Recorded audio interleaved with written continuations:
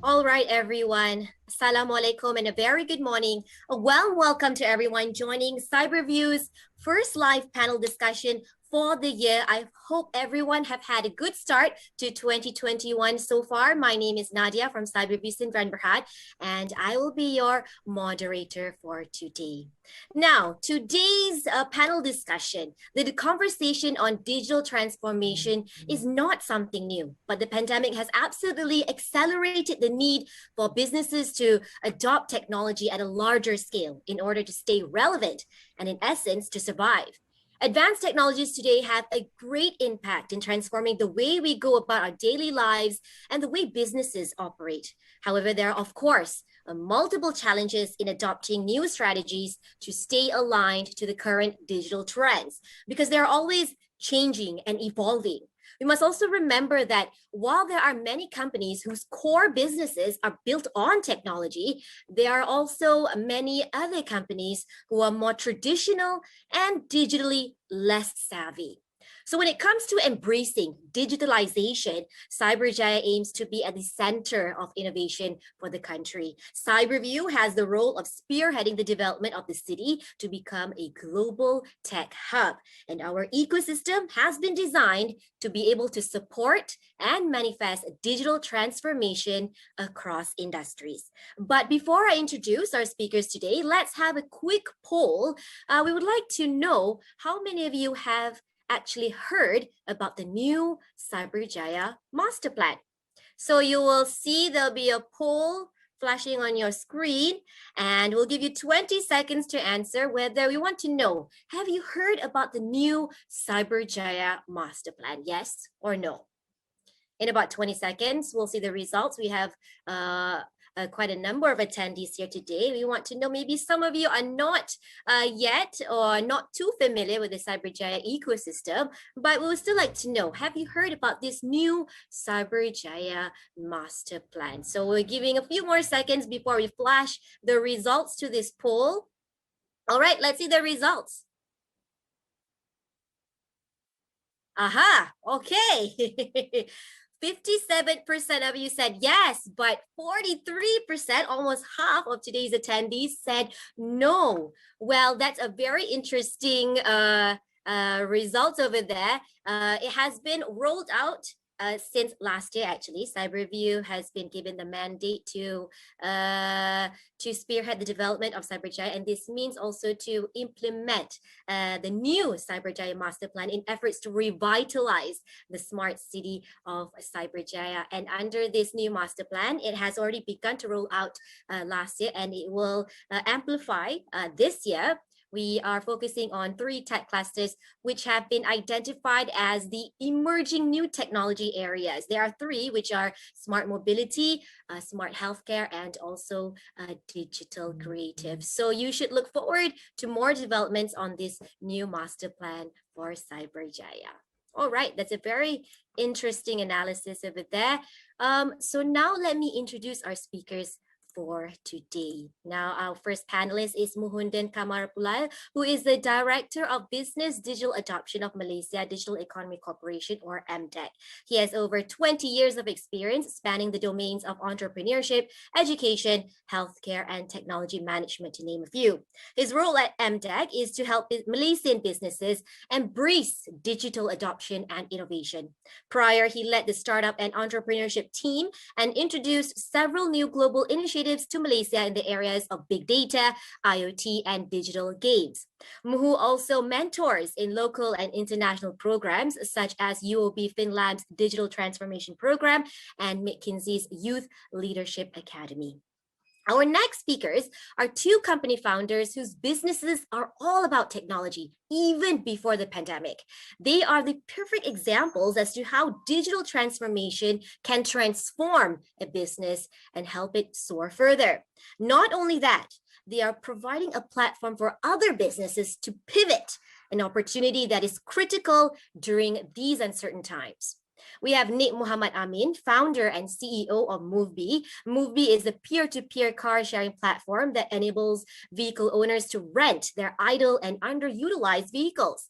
Nick has 8 years of experience in engineering and telecommunications and has previously worked for MyTechC, which is now known as Grab. Nick is also an alumni of our Cyberview Living Lab Accelerator Program, or CLLA. So we are glad that he is part of the Cyberjaya ecosystem and also an important element to the smart mobility cluster under the new Cyberjaya master plan. We also have Stephen Lim, founder and chief strategy officer of NEXPlatform, a data-driven prop tech company which has been operating for about 5 years now, I believe, and aims to provide a platform for property developers to increase sales conversion and improve customer experience. Another emerging technology area, prop tech. Stephen has 15 years of experience in consulting in various sectors like banking and learning management. We are very glad and happy to have all three distinguished speakers on board for our Tech Talk, the first one for this year. So thank you for our esteemed panelists for participating in today's discussion. Before we start, I would like to remind all attendees that we will have a Q&A session at the end of this webinar. So feel free to share your questions, thoughts, ideas through the Q&A box that you see below. And you can submit them at any time throughout the discussion. Also remember to include your name and contact details just in case we may not have enough time to address them at the end of today's live session. So also let us know who the question is, or who the question is directed to, which speaker. Let us know also. All right. All right, without further ado, let's get started. Now, my first question is for Muhu from MDEC. Now, we understand that one of MDEC's aspirations is to establish Malaysia as the heart of digital ASEAN, ensuring that our digital economy drives shared prosperity for all Malaysians. We also just witnessed recently the launch of My Digital Blueprint.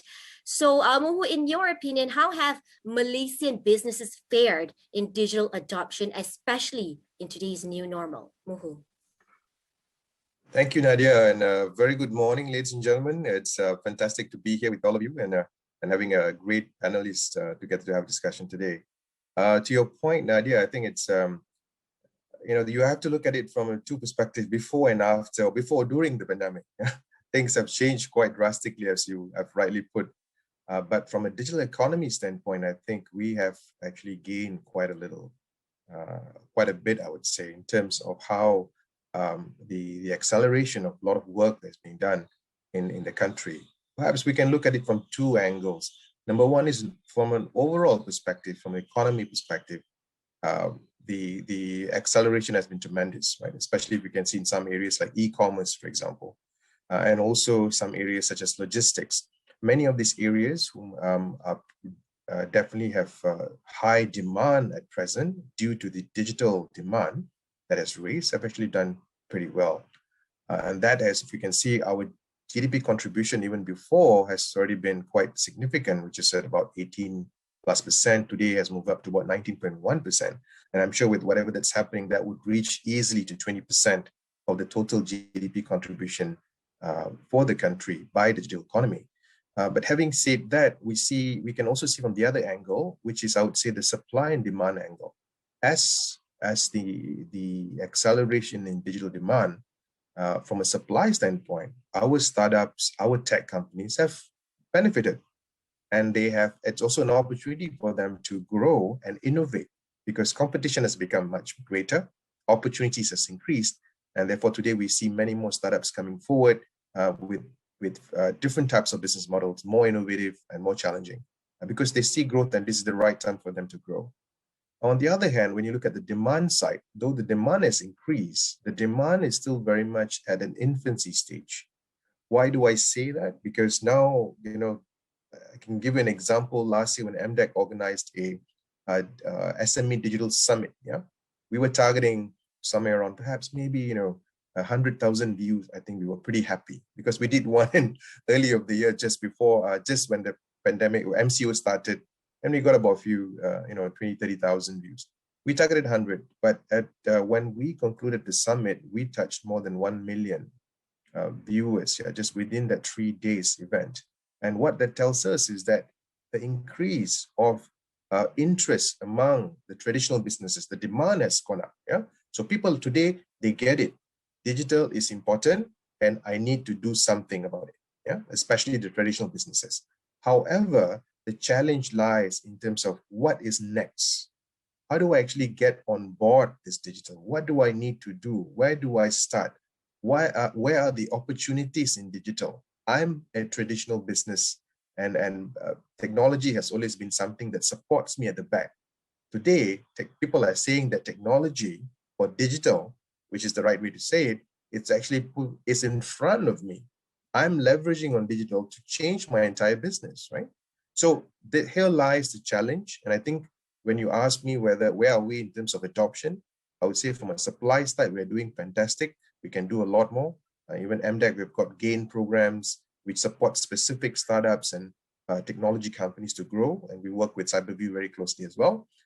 But from its digital adoption standpoint, the traditional businesses where I spend a lot of my time, I find that there's a lot more work to do. It's great. The excitement is there. Now, from MDEC standpoint, for example, we need to put in the right structure and to actually help them. And maybe later I can share a bit more in terms of what we do. Thank you. That's very interesting. So we can see from that the awareness is there on the need for digitalization. Is just the challenge is to figure out what comes after that. And I think the roles of government agencies like MDEC, Cyberview are very pivotal in this. Also from companies like what we have here today, Nick from Moovby and also Stephen from NEXPlatform, they're helping other companies to pivot. So they're providing that platform, and that is also very important as well in helping these businesses grow, especially the more traditional ones. Now, my next question is for Nick, the next one. Now, Moovby was built on the idea of car sharing, enabling vehicle owners to earn extra income by having their idle cars utilized.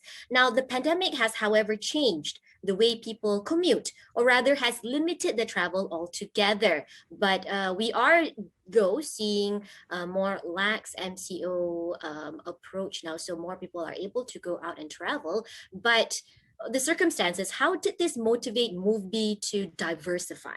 Nick. All right. Thanks, Nadia, for having me today. I'm delighted to be here to share like how we as a startup evolve and like facing the I would say the different time and how we can adapt with this challenging period as for startup. So for Moovby, you know, like we are falling under the travels and transportation industry, which is, as people know, that is been affected in many ways. So if I can share a bit, you know, like pre-pandemic shows a very healthy growth for us as a company across Malaysia and Indonesia. We has the growth of 300% month to month, like 2 to 3 months pre-COVID.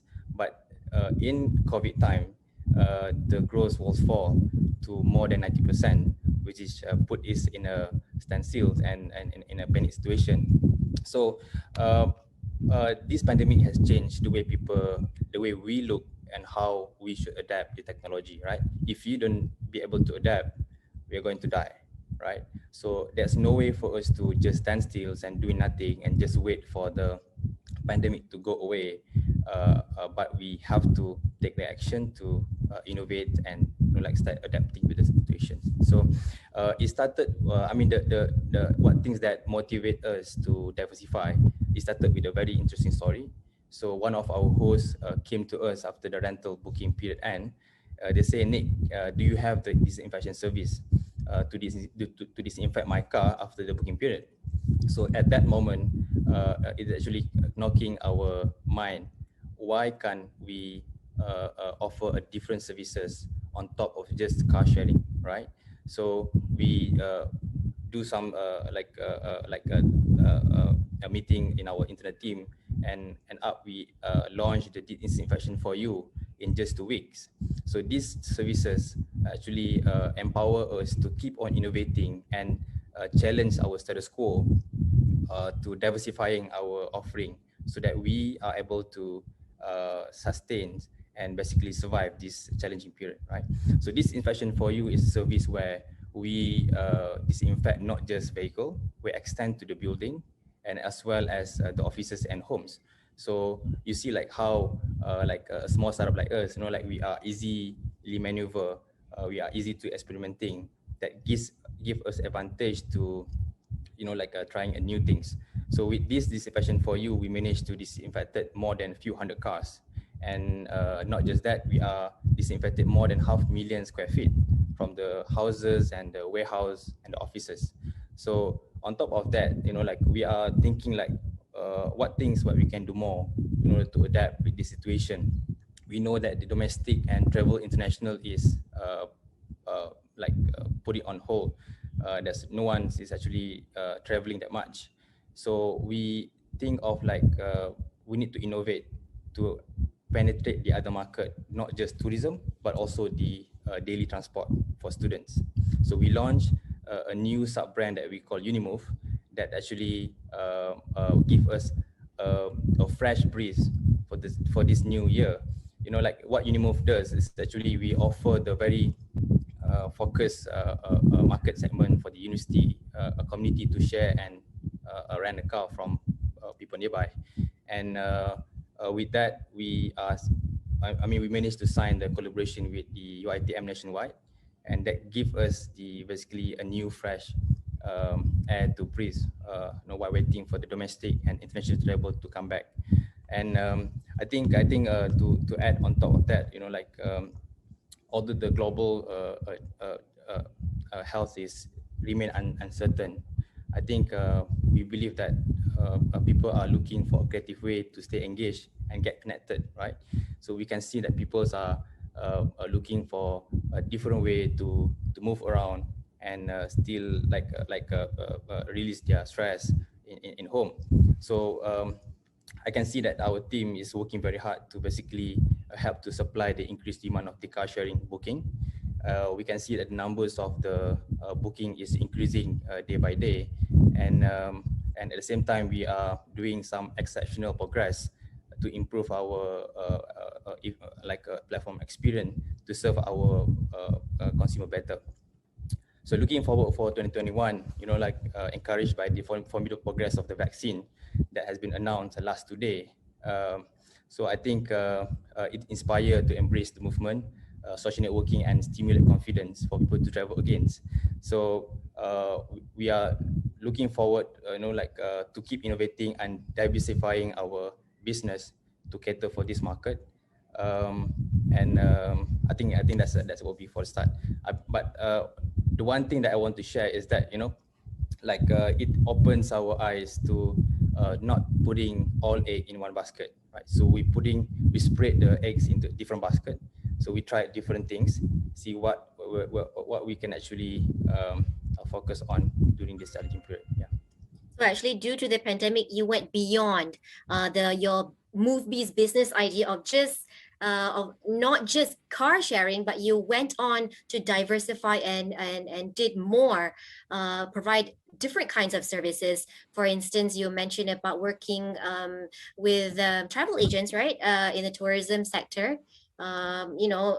Providing services for disinfecting cars. It's a demand that we did not see before the pandemic, but after the pandemic, people had a realization how cleanliness and hygiene is even more important in your lives. So I think in that sense, not only did Moovby have to diversify, but you helped other companies. For instance, in the tourism industry, you helped all these travel agents to also pick up the pieces as well, because they were hit the worst due to the pandemic.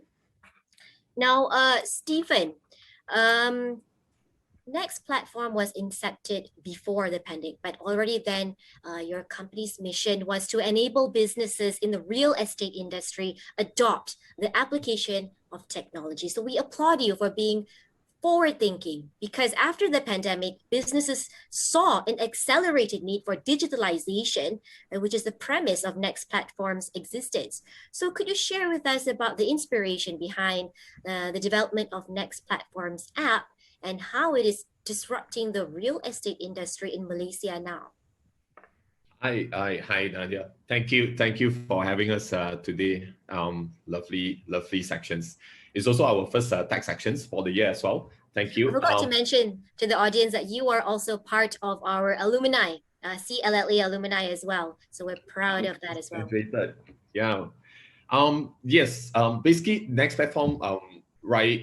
We are the customer experience transformer. We always claim ourselves as a customer experience transformer to the 55 property developer clients that we have in the portfolio right now in Malaysia and also Indonesia. Like what you just mentioned, we actually help our clients to increase the sales conversion and also improve the customer experience in a 360 degrees basis.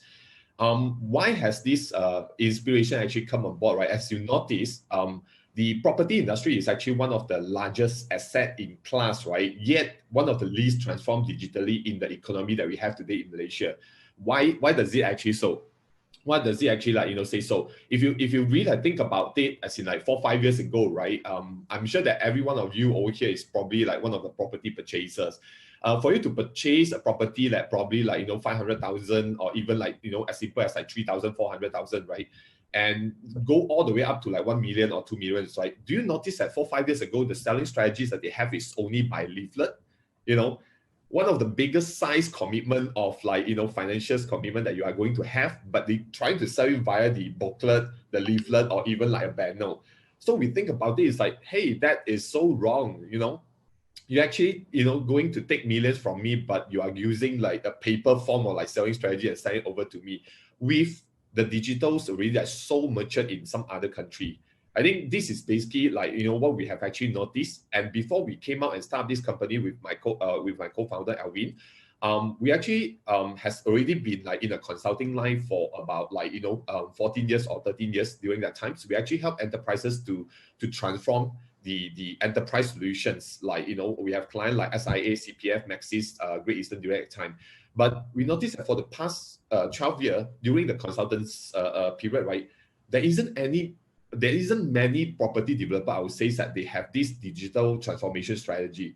So we actually identified that as an opportunity for us to step out and then form this company, NEXPlatform, to really like focusing on like, to identify the gaps that we have in the property industry, and also to basically like go in and talk to them. Of course, we do not have a good start of it, right? So as we also share in the Cyberview Living Lab also, especially during the first 12 months itself, when we talk about digital solutions with property developer, nobody actually believed in that. That was like 4 or 5 years ago, right? I still remember clearly that for the first year when we actually established this company, we only have one client during the 12th month of like business month. That is actually the situations that we have. So fast forward up until today, right? We actually have the other opposite of it. So this pandemic actually helped us to accelerate our business to the next growth. We actually have like more than 200% of growth for the past like 8 months. So how does all these things actually comes in? I think it actually comes back to what Muhundhan has actually mentioned about it, the supply and demand part of it. But we are very specific into a property industry. You have people that still want to buy, but they will not, and they cannot step into any of the sales gallery to understand your products anymore. But on the other side, property developer wanted to sell, right? But they cannot meet the prospect, and they cannot like, further nurturing the customer with their sales like speech, their sales information. How does these two, parties that comes together? So digital is basically the channel, right? So that's how we actually went in. We help property developer to craft out the solution that enable them to continue selling. One of the example that we have is that we have client who has a property in a property buildings in the KLCC area.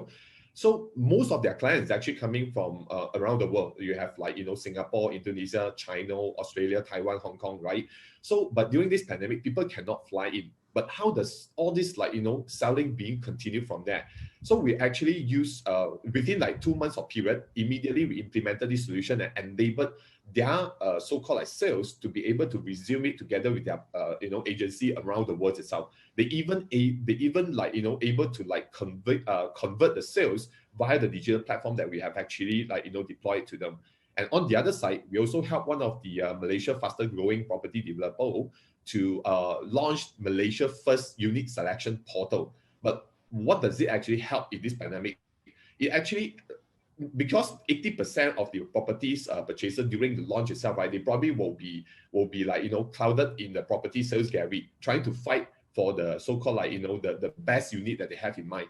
But with these platforms itself, right, people can just, safely stay at home without risking their life to select the unit that they want. So within the first 30 minutes itself, 80% of the property selection has been done digitally. So it's only up to like 2% people really wanted to walk in because due to some technical problem that they're facing. Other than that, 80% has actually done through the digital platform. So we are talking about this kind of like industrial digital transformations that happen for the past 8 to 9 months time. That's very interesting, Stephen. What's also very interesting, you mentioned about how the property sector is the least digitally transformed. So I think your role right now is very important to spread this awareness among property developers on how this can help their businesses grow even further, especially now. Now, before I go to the next question, we have another poll. I want to test the memory of our audience members today. I mentioned about the three, about the okay, maybe I probably gave it away, but the tech clusters that our new Cyberjaya master plan is focused on. So our next poll, okay, it slipped my tongue just now. So let's see if you caught that to answer the next question on the poll. Let's see the next question. You want to know how many tech clusters are the focus of the new Cyberjaya master plan. So right away, we can see the results already. Okay, that's good. I'm happy that our audience members are paying attention, where 94% of you have said that there are 3 tech clusters that the new Cyberjaya master plan is focused on, which are smart mobility, smart healthcare, and also digital creative. Nevertheless, we are still big on other emerging technology areas as well. But these are the 3 that we feel will anchor the growth of Cyberjaya especially. And under the new master plan, we have divided the city of Cyberjaya into 4 zones.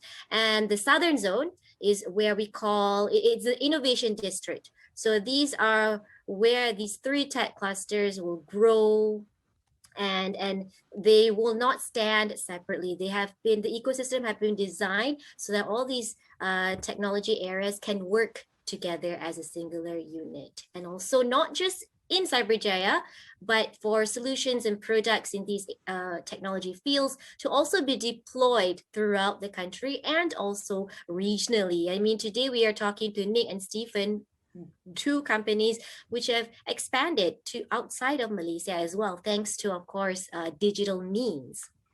All right. Now, I also like to remind the audience that we will have a Q&A session at the end. So please submit your questions, thoughts, and ideas through the Q&A box that we have at the bottom there, and we will address them at the end. Remember to include your contact details as well, in case we don't have time to address all the questions. So my next question is for Nick. Now, Nick, with Moovby growing, you are becoming an important player in smart mobility, as I've mentioned before. You were once part of our CLLA, the Cyberview Living Lab Accelerator Program, and with the rollout of the Cyberjaya Master Plan, smart mobility has been identified as a key emerging tech area. So what are your thoughts on how Cyberjaya can support a revolution in mobility? Yeah, thanks Nadia for the question. Sorry, if I'm mute. Okay, now. So thanks Nadia for the question. Well, I think I'm glad that the Cyberview has put the smart mobility as one of their focus for, I mean, on top of another 2. So I would like to start with some imagination, like what we envision the smart mobility would be in Cyberjaya if this plan has been enrolled and then successfully implemented, right? So what I imagining is, let's say my mother can actually book a car from their neighborhood or people nearby, and then the car will come like autonomously and then pick up her and then go to the Pasar Malam or maybe Surau, right? So, or maybe another imagination would be like I can simply rent my my other friend's car nearby from any sort of the brands model that fit my needs, and then I can get the things done within 3 to 4 hours and come back without actually need to own any vehicles, right? So that is actually my imagination when it comes to the mobility punya vertical. Like, of course, if we want to talk about the ride sharing, the autonomous vehicle, the public transport, it can be a lot. All right. When it talks about the smart mobility, I'm sure that the offer that the Cyberview might want to offer is including the high-speed transportation, high-speed connected transportations, autonomous vehicles, electric vehicles, intelligent transport system, and drones. So these are the very big idea that that the smart city would like to achieve under the smart mobility topic, right? So in order, let's focus down into the mobility as in the car itself, right? So if I may share, they have one thing that would be our ultimate goals when it comes to the smart mobility that we call SECAV, SECAV. SECAV is actually stand for Shared Electronic Connected Autonomous Vehicle. So these are the ultimate goal for every smart city planner or builders to reach when it comes to transportation. So, let me share again, right? SECAV is stand for Shared Electric Connected Autonomous Vehicle. So to go ataupun to reach into this stage of SECAV, it takes 10 to 15 years window period for us to develop continuously from now, right? So we live in the era where my car is my car. If you touch my car, I'm going to kill you, right? So we are very much into ourselves. And we can see that the trend has been changing from private ownership into the ride sharing, like on-demand ride sharing. So we have, thanks to Grab, who nurture and build the awareness about the sharing economy and ride sharing per se.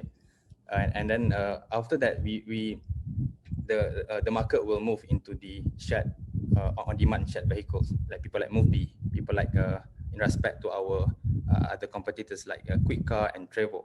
Like, we are in this space to basically nurture and create awareness for a smooth transitioning between the ownership, private ownership, ride sharing, shared vehicles, and we are into the connected vehicles.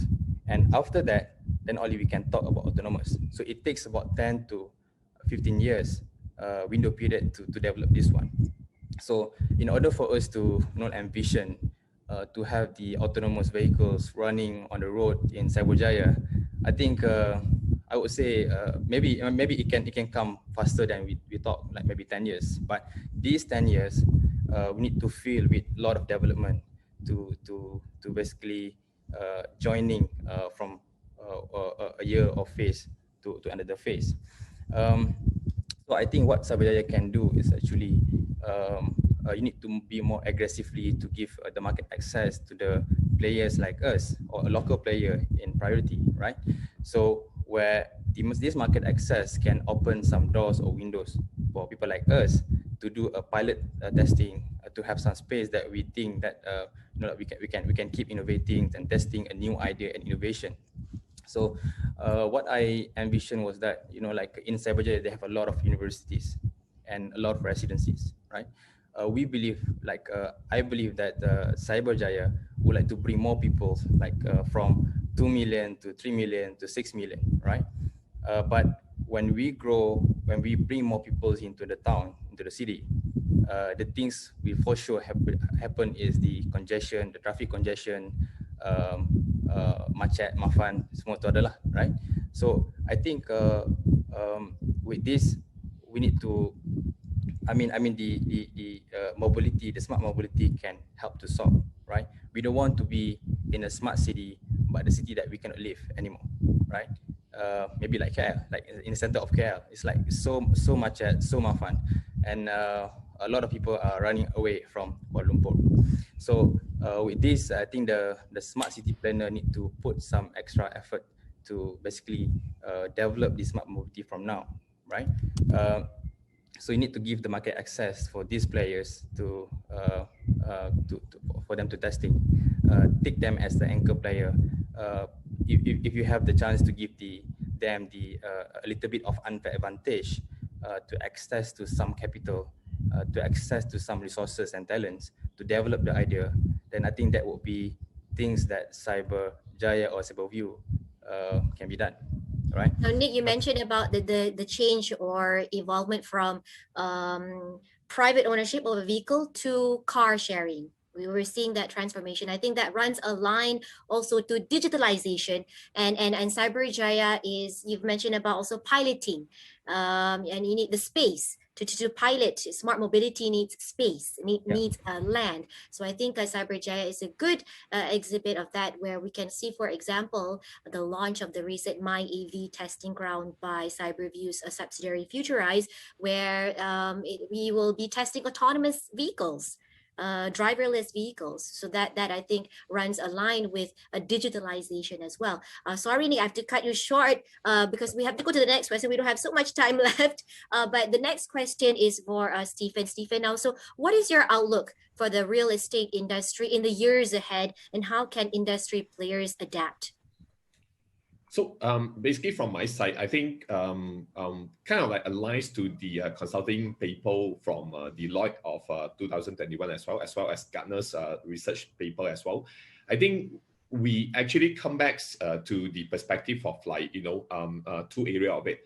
Technologies is already ready, kind of like matured as compared to like many years back, right? Technology is there ready, but what are not ready over here is the people, right? So I think people is one of the key success factor that in any of the aspect of like implementing technologies, right, in any of the business entity or business division or business area of it, right, I think the people will need to be like, adaptable and also be, I would say basically flexible by adopting a new technology, the way that how they changed, the operation works, the transactional works, and also the thought process they have, the planning process that they have, right? So property is basically one of the key areas that most of the company or business, they will have to focus on it. Secondly, is basically the data strategy that they have in mind. Technology is there, but technology is only a platform, a tools, or I'll say that a channel for you to go out capturing data, and start analyzing the data that you have, and basically the most important part is that deriving the action, the call to action from the data you have actually collected over here. In most of the conversation that we have with most of the businesses, they always think about like digital transformation. I will need a IT team. I need to form an IT team. I need to hire a huge IT head of transformations to come in. In fact, it's not. There are so many startup or IT startup out there, right, ready to come in and act as your technology partners to work together with you to execute on the technology part of it. What you need to do is to basically to share with them on the business problem that you have, business gap that you have, and then that's where the technology will come in together. And for us to actually move forward with that, right, there will be a lot more, I would say that, agile in such a way that whenever that you have a new business problem that coming in, the technology trend will also like be kicks in together, rather than you form your own IT team and then start maturing them. So this is one of the key reasons that we always go out and speak with our customer. Think about it as in like technology is out there. Are your people ready? If it's not ready, I think we have to make it ready. And the other side is, data within your ecosystem, within your business like reach, right? So before pandemic, it's always that you organize event and for the people to come in. But during pandemic, nobody want to go out. So that's where the businesses will have to go out and reach out to all these prospects already. I think these are the two areas that we always like, going out and educate our clients. I think what we can learn from what you've just said, Stephen, is that digitalization is for everyone. It can be applied by all types of businesses across industries. So even for the more traditional based companies, it is still something that they can, that they should resort to, and that the possibility is definitely there. Exactly. So I think it's just the awareness and the readiness of the people, and also their readiness to be able to keep up with technology, because it changes all the time. Yep, just a matter of time. Even the F&B players, like at the roadside, also they already start leveraging social media, to reach out to their customer. That I think in the enterprises itself, I think the people will need to be ready. Yep. That's right. Now, my next question is for Muhu. Muhu, can you share with us your observation on how companies are accelerating their digital transformation efforts? Let's get your thoughts on this. What are the opportunities available for companies that are looking to begin their transformation journeys now? Sure, Nadia. So I take it that we discuss a lot more for the traditional businesses. I think that's where we're coming at. I think for the technology companies, they are far ahead. We've heard what Stephen and Nick are doing. Fantastic stuff. Congratulations, guys. Wish you all the best.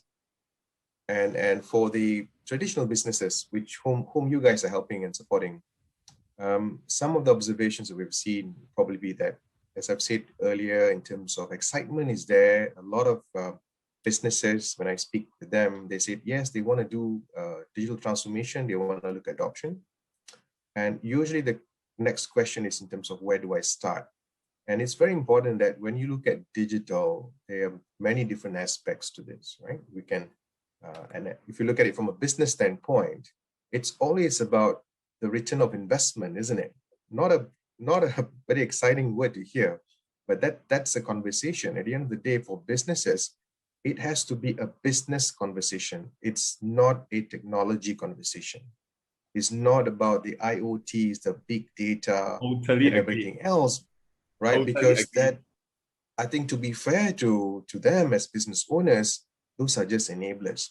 So the first thing that any business would want to look at is, what problem am I solving, right?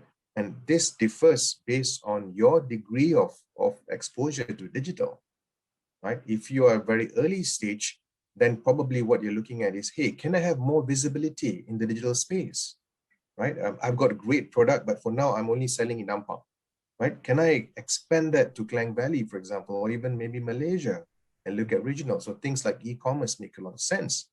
And then you figure out, okay, so how do I get on more e-commerce? That's your focus. Now, if you've done a bit of that, you have some exposure, maybe you use social media, you're already selling online, right? And the next thing that you probably would want to think is, hey, how do I improve? How do I incorporate more things in terms of the digital stuff I'm doing? I'm selling now, I'm promoting it. Can I also sell it online, right? Can I incorporate digital payment, for example, right? Simple stuff as that into the work I'm doing. So now I don't have to actually use a bank account or whatever, right? I can actually use wallets, e-wallets, for example, and people can just connect directly to banks through online banking, so that I can now take away all the processes in place where I have to invoice, I have to, all the traditional stuff, right? So I'm solving another problem there. Now, if my business is growing even more, then probably then I'm now going to increase more of my product, in terms of keeping them, for example, increasing the demand of the manufacturing of my product, right? Where do I keep them? Warehousing could be another thing that comes up, because then you would need to have a proper back-end process to look at it. Then your people will be growing as well. You want to look at how you can digitize, train your people, because now they're fully on board. In fact, training people will start from the beginning itself, but in terms of engaging them as they grow, you can use digital. And then to us, when we see companies, we have seen so many of the companies who have supported through the programs that we have gone through, like the 100 Go Digital program. And we see that when they've gone through this process, and then you talk about emerging tech, it makes a lot of sense there, because now they're collecting data, right? They have started collecting data. They go like, okay, now what's next? Oh, what is this AI? How does it work? You are already using part of AI, because you're using decision-making in terms of the data you're getting, right? Because now when you go online, transparency, it's a critical component of your business now, right? A lot more things are transparent. At the end of the day, what do you want to do? You want to get things to be faster, cheaper, and better, right? These three things, or either one of them. So that will be my advice, or what we have seen through a lot of the companies we have supported. Last year, through 100 Go Digital, we also partnered a lot of corporates. Now they're coming forward, right? The banks and the telcos are coming forward. And there was one program we did with UOB Bank, for example. That was fantastic, because we actually saw quite a number of our Malaysian companies, like the Serai. You probably heard of the Serai Group, My Burger Lab, and a few others who took part in this program. And they came out and said, look, oh yeah, digital, I thought it was really big, that I have to spend a lot of time and money. But actually, when I look at specific problem that I want to solve, I can cut it down to chunks. And it took me less than 3 months to figure out a real ROI that I'm happy to actually announce to my stakeholders and my board members and my customers. So look at it from that. So one is that get things done faster, cheaper, and better. Solve specific problem, right? If you think your problem now is that, like for pandemic now, during this MCO, for example, the biggest challenge for a lot of SMEs are basically, number one, is that they cannot reach out to their current customers, Yeah. We all know that, right? Number one. Second is that you can't actually reach out to new customers as well. There's no way that if you're not online, there's no way that you can promote your products and services. Third is that operationally you're down because your OPEX are still going on. You still have to pay rental, you have to pay salary, but then you got no sales, right?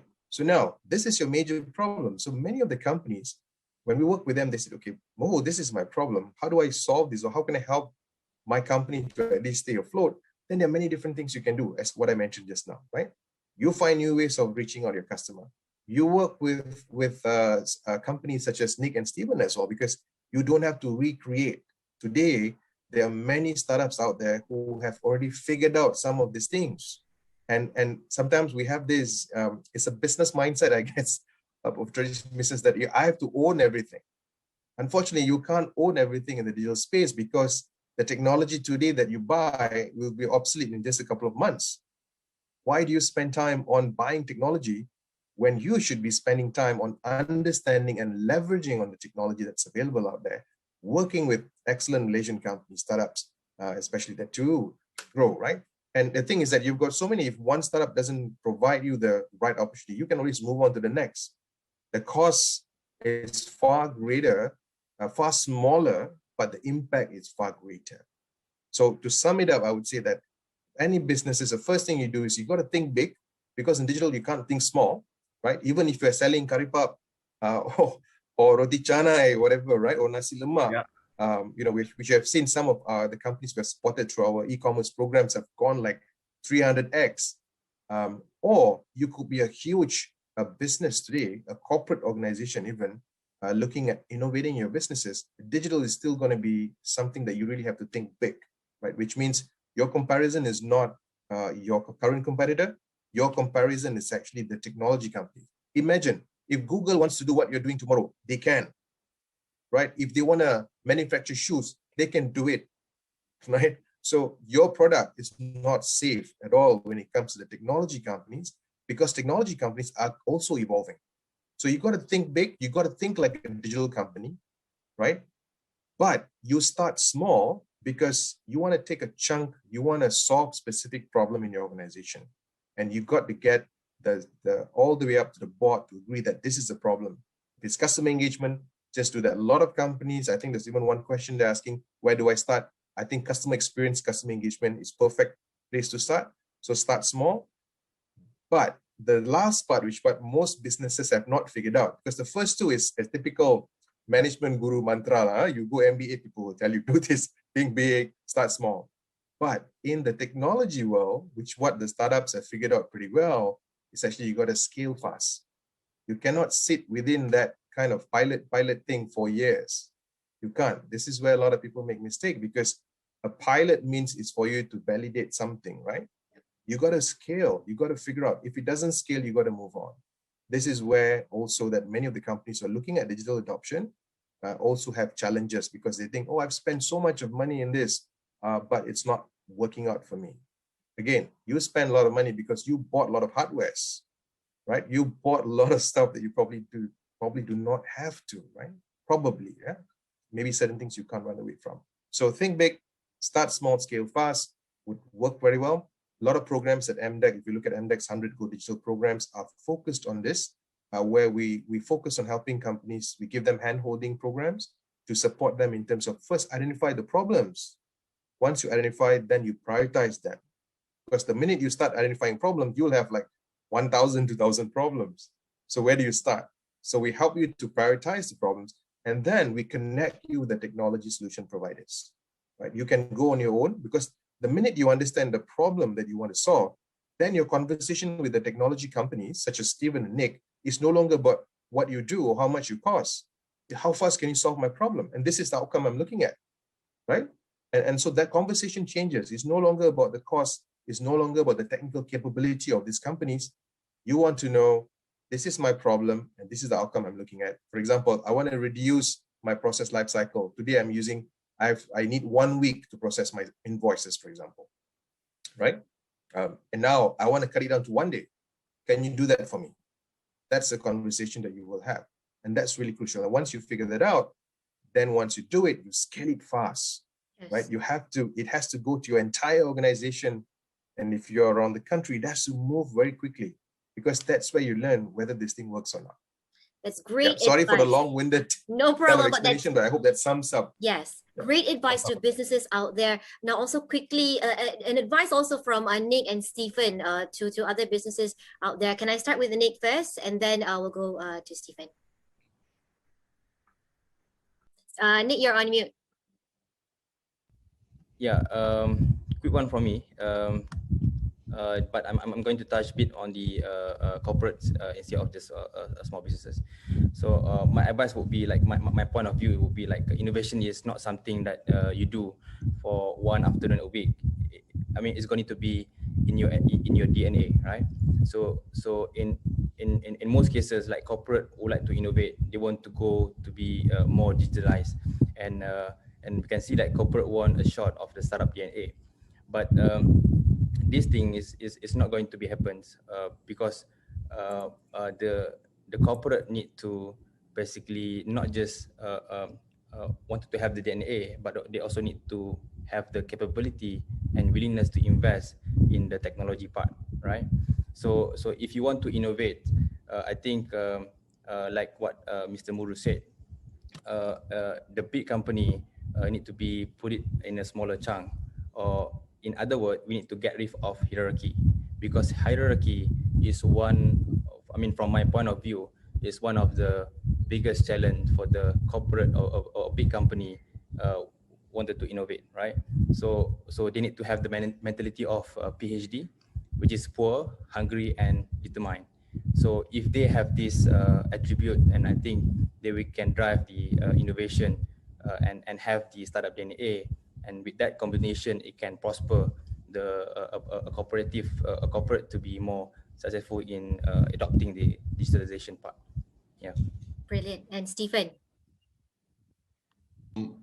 Yeah. So my quick so-called answer to these questions, I think like what Muhun and also Nick has actually explained, right? Digital transformation is like so huge. It's the entire ocean for you to think about that. Let's just focus back, to a different aspect in the business itself, right? But our advice over here to most of the business client that we have, right, is always focusing on two parts of it. So talking about digital, like what you just mentioned about it, is that where does it actually like start from? And once we actually have the area to start, right, I think probably a lot of my clients will be asking about it. Hey, where does all this like funding that comes in? How do I justify the sponsorship that's coming from management itself? So I think that's the part that you can actually like go out, reach out to authority like MDEC, right? So thinking about like digitalization fund for SME, right?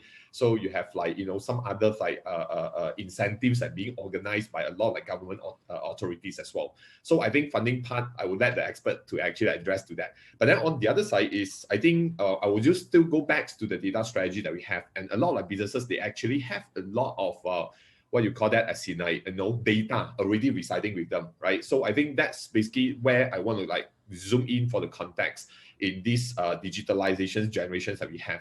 We really need to look at the data as the new currency, right? So the new currency is basically the future of your business itself, right? So the real trend of it is for us to move forward, not just be like collecting data, but the real power of the data, right, is really like lies between the insights and also the actions deriving from it. So while collecting all this data itself, right, you really need to think about like, how do you benefit, how do you commercialize all this data that you have?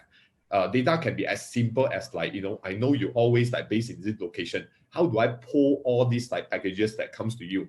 How do I automate some of the business services or business offering to you based on the service like preferences that we've actually selected? So we have been like doing all this like sales and also marketing automations to most of our clients over here.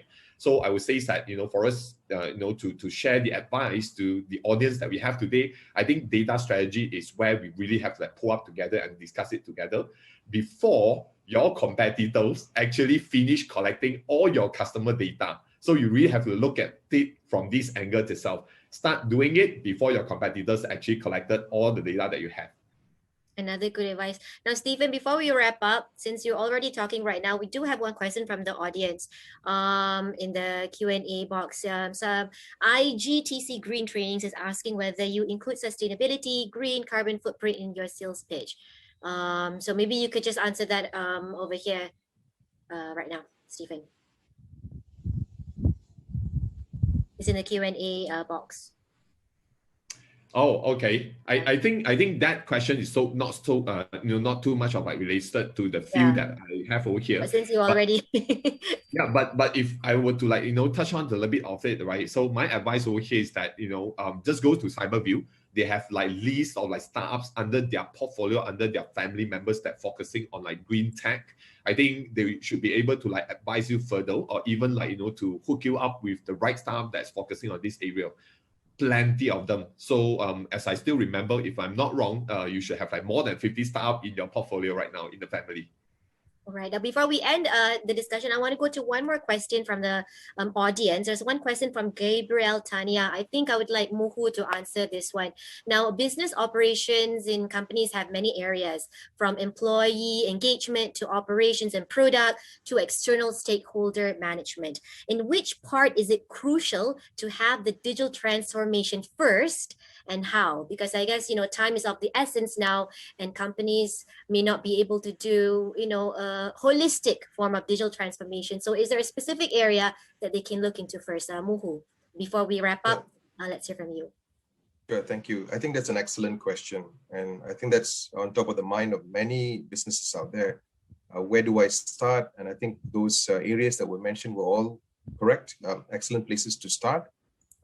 Best way to look at it is to quickly identify what is your pain point at present, right? You can look at it, number one is from your competitors and see how digital transformation is working out for them. That will be one of the easiest. But again, internally as well, in terms of you understand your business better, where is your biggest pain, right? Where is it that you really think that you can grow? That's important. Generally speaking, a lot of businesses start from customer experience, customer engagement. So that's basically a front end. Typically, we break down the digitalization efforts from front, mid, and back. Yeah. So front end is all about engagement with your stakeholders and everything. Mid, it's about your vendors and your internal processes, and the back covers a lot more in terms of your own organizational digitalization. So, so first identify, do a comparison. Second is understand where you are in the digital space. That's also important. Are you at the early stage of digitalization? Meaning to say, have you just started looking at digitalization? You can go to MDEC's website and look at SME digitalization. There's actually a journey map that we built. And you can actually look at the journey map and see, okay, where possibly you could be, right? But I can say if you've not started in e-commerce, then obviously then I think you are still at early stage. But again, not every business is for e-commerce. You could have started digitalization in terms of your mid, for example, how you work with your vendors, because that could also improve your what do you call this, the gain that you get. So go back. Typically, we look at it. Can it improve your lifetime cycle, for example, right? Can you reduce something? Like I said, faster, cheaper, and better, right? Can you do things faster? Can you do things cheaper? Can you do things better? Better here is, of course, in terms of the experience, the customer experience you have. Look at it, and you should be able to figure it out. Excellent. Thank you very much to all our panelists. Thank you, Muhu from MDEC, Nick from Moovby, and also Stephen from NEXPlatform. I think we had very, very good insights in our discussion today. We have, of course, the conclusion that everyone can concur with is that digital transformation is very necessary for all businesses across industries. And this is something that we all have to embrace. And it should be now rather than wait later. So thank you once again. Thank you to our audience members and also to the media who have joined today. It's already a little past 12 noon. Please do stay tuned for more editions of our Tech Talk series by Cyberview. For this year, it will be a bi-monthly affair. So we will come out with one webinar every 2 months. Stay tuned for more updates. With that, thank you to all our panelists again, and thank you to our audience members. Hope to see you again soon. Take care, everyone. Thank you.